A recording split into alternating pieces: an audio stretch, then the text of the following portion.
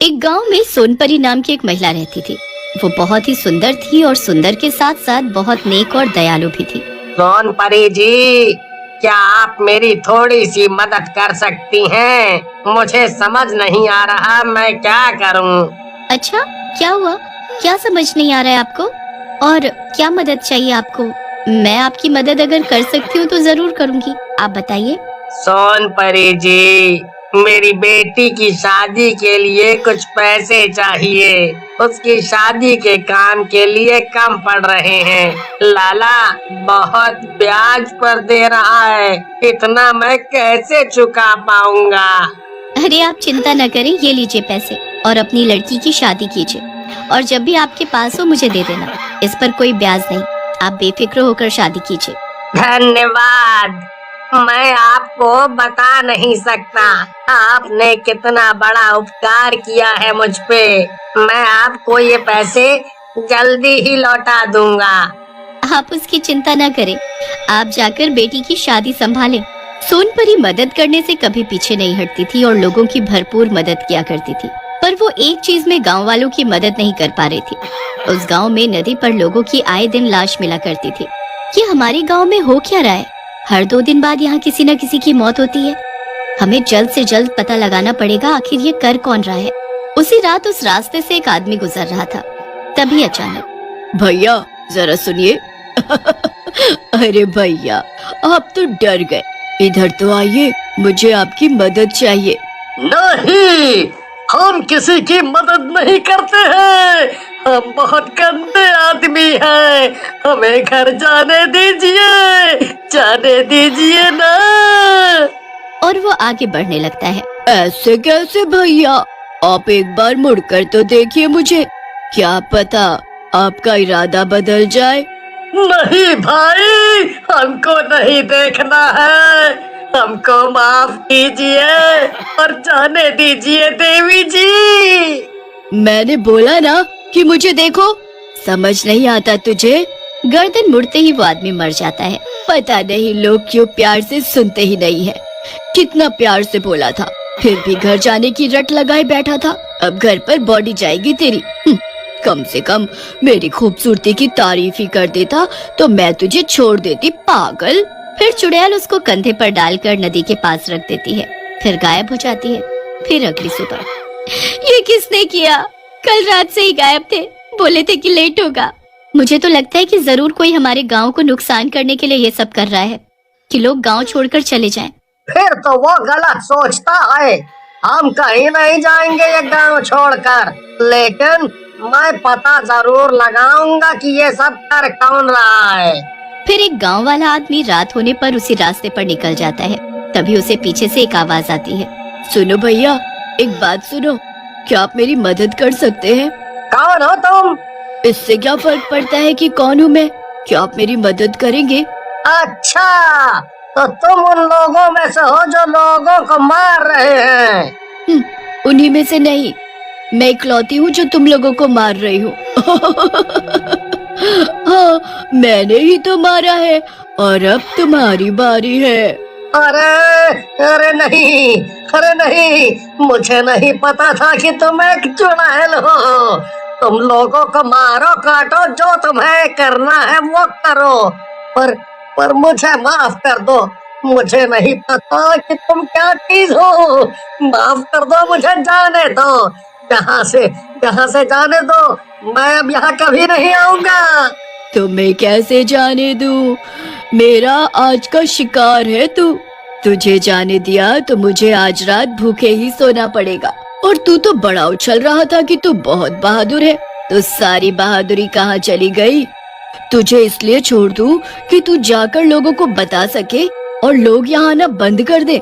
मैं क्या पागल दिखती हूँ तुझे? अरे नहीं, मैं कभी किसी को नहीं बताऊंगा कि लोगों को चुड़ैल मार रही है। पर मुझे जाने दो। यहाँ आना मेरी सबसे बड़ी गलती थी। मैं अपना मुंह कभी नहीं खोलूंगा। हाँ। अरे मुंह खोलने के लिए तेरा मुंह बचेगा तब ना। उफ, तू कितना भोला है, लेकिन फिर भी मैं तुझे जाने नहीं दे सकती। बड़ा शेर बन रहा था मेरे सामने, अब गया। अब इसको भी उठाकर नदी के पास डाल आती हूँ। फिर सुबह जब लोग नदी पर देखते हैं तो अरे भगवान, इसको भी मार डाला उन लोगों ने। क्या जरूरत थी इसको जाने की? क्यों इतना हीरो बनाइए? मारा गया ना। क्या किसी ने उसे भी मार दिया? देखिए, हम पुलिस के पास जाएंगे और जितनी फैमिली के साथ ये घटना घटी है उसकी मदद मैं करूंगी। आप सब चिंता मत करो। पर कुंदन लाल को ये सब थोड़ा समझ नहीं आ रहा था। वो इस बारे में अपने दोस्त डॉली से बात करता है। डॉली भाई, एक बात समझ में नहीं आ रही।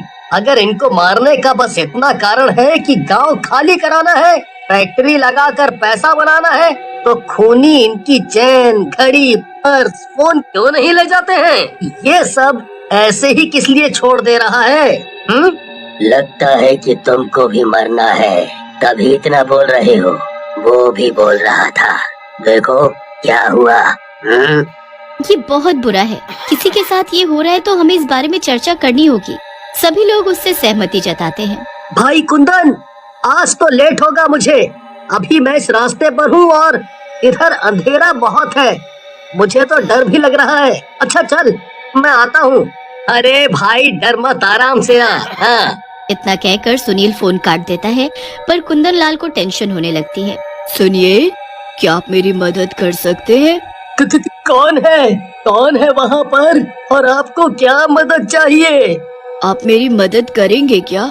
मैं रास्ता भूल गई हूँ।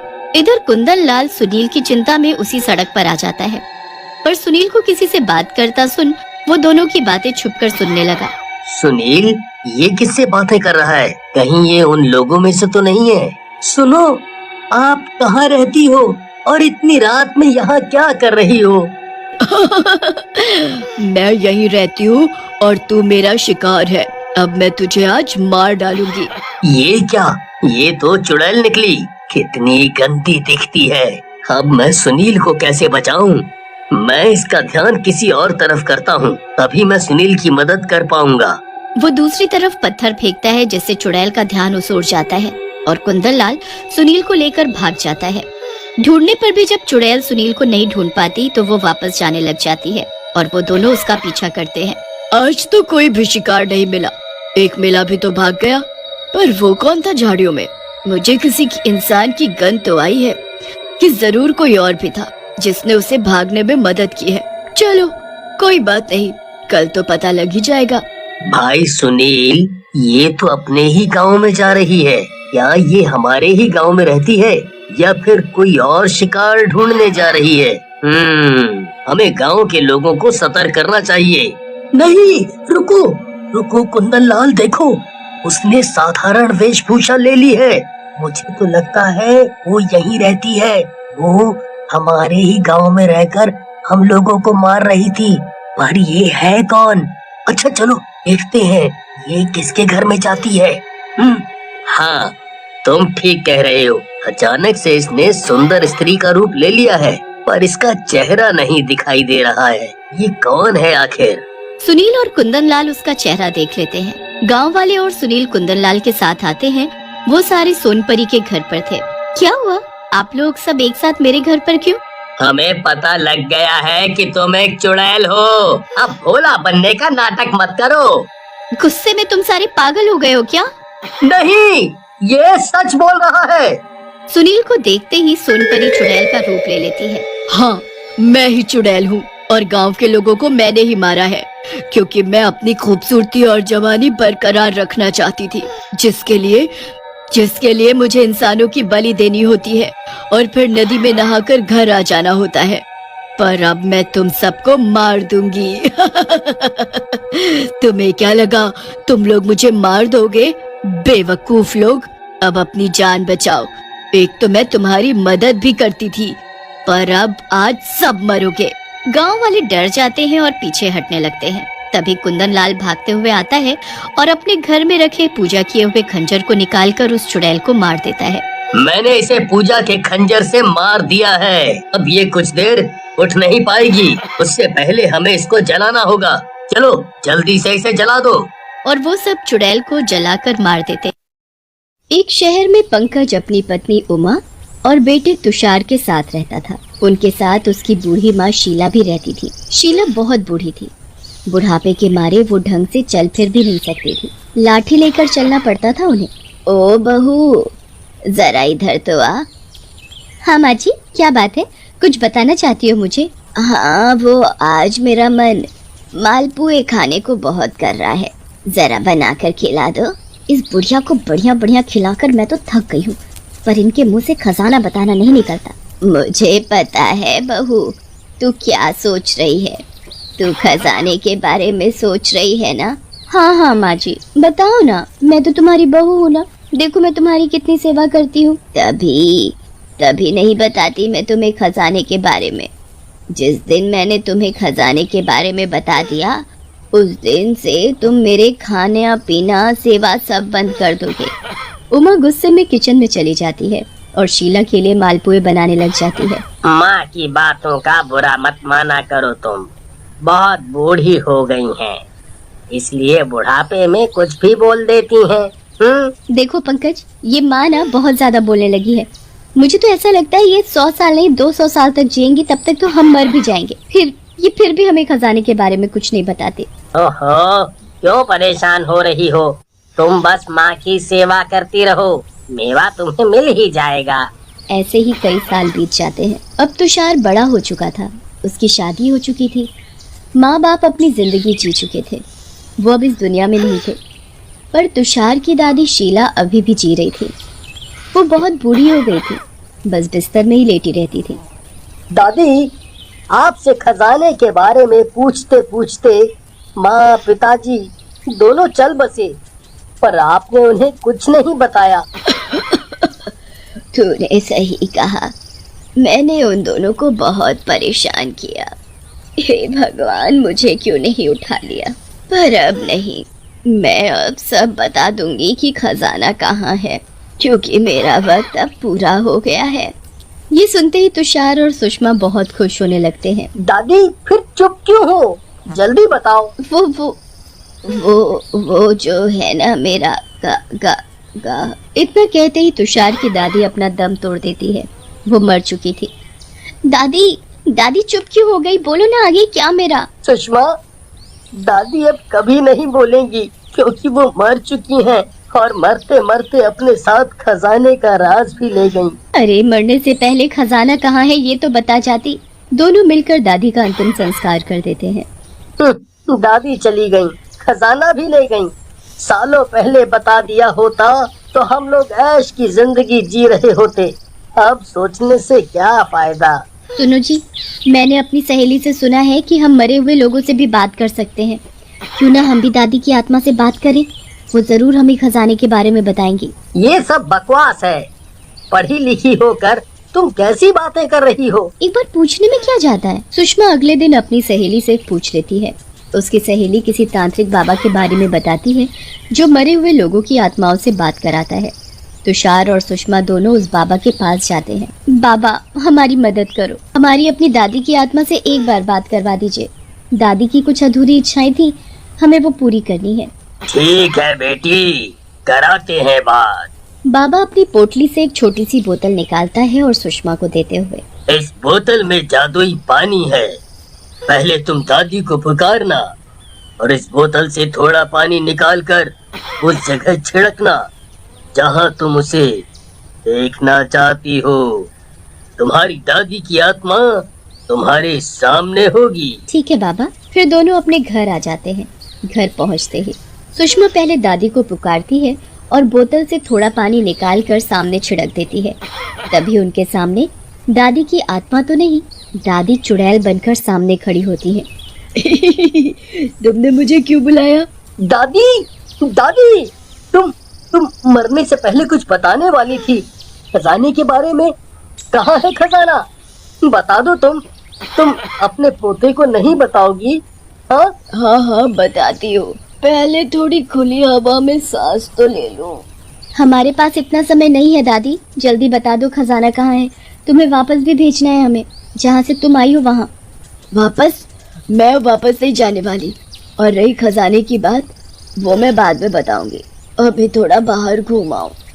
फिर दादी बनी चुड़ैल बाहर चली जाती है। सुषमा, दादी की आत्मा को बुलाना था, पर ये तो चुड़ैल है। इन्हें यहाँ बुलाकर कहीं हमने कोई गलती तो नहीं कर दी।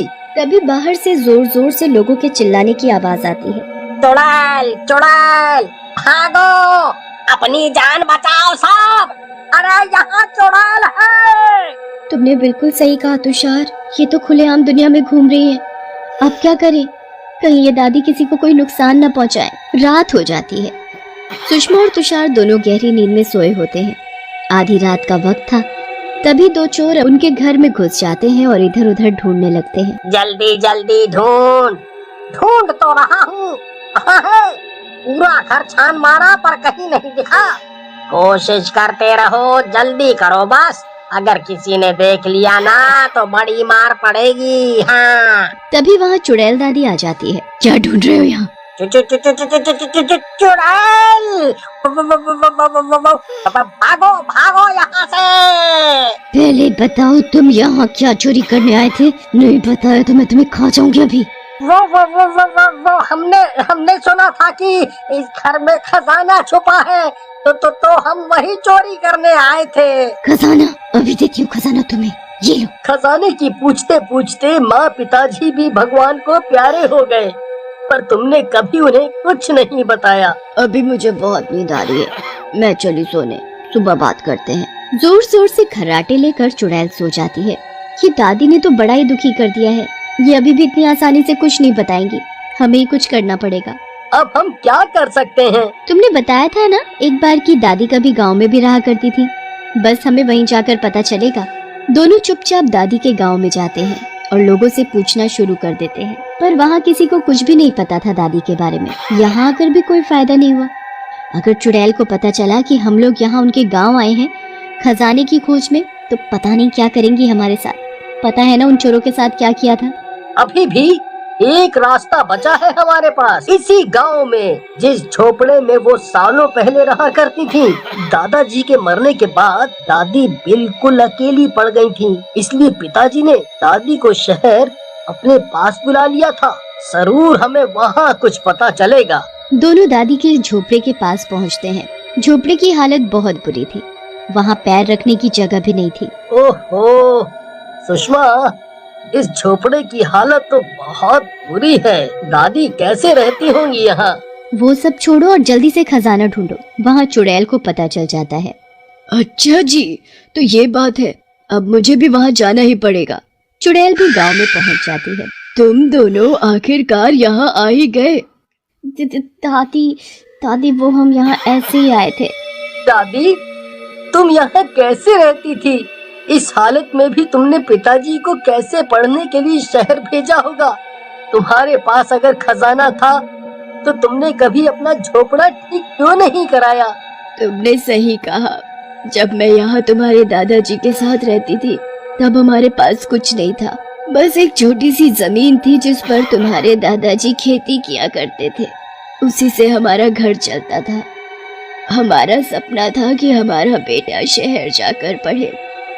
हमने पैसे जोड़ जोड़ कर अपने बेटे को शहर भेज दिया, पर वो शहर जाकर वहीं बस गया और चुपचाप शादी भी कर ली। हमें इस बारे में कुछ नहीं बताया। तुम्हारे दादा बोलते रहे पर वो नहीं आया और उन्होंने याद करते करते अपना दम तोड़ दिया।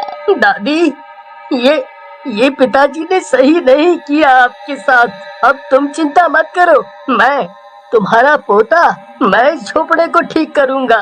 फिर क्या था, सुषमा और तुषार झोपड़े की साफ सफाई में लग जाते हैं।